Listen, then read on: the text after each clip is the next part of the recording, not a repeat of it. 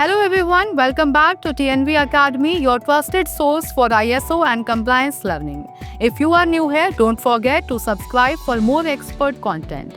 Now imagine you are running an IT service company and your client expects zero downtime, instant support and 100% service reliability. How do you ensure you meet those expectations every single time? That is where ISO 20001 comes into play. But what exactly is its scope and purpose?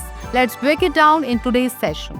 Today we are discussing the scope and purpose of ISO 20001-2018, the International Standard for IT Service Management Systems, that is SMS.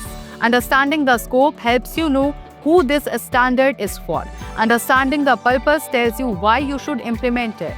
Scope of ISO 20001. Let's start with the scope. ISO 20001 applies to any organization that wants to establish, implement, maintain, and continually improve a service management system. Whether you are a large IT service provider, a government agency, or even a small startup offering software as a service, this standard is for you, as long as you are responsible for managing services and delivering them to internal or external customers. The scope is not limited to specific industries. It is designed to be flexible and scalable for various types of organizations across different sectors.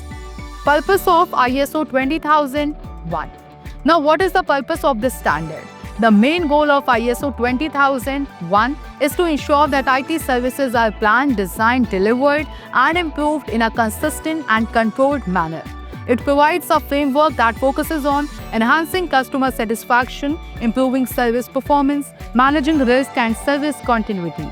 In simple words, the purpose is to help you run your IT services smarter, more efficiently, and with better results, both for your business and your clients.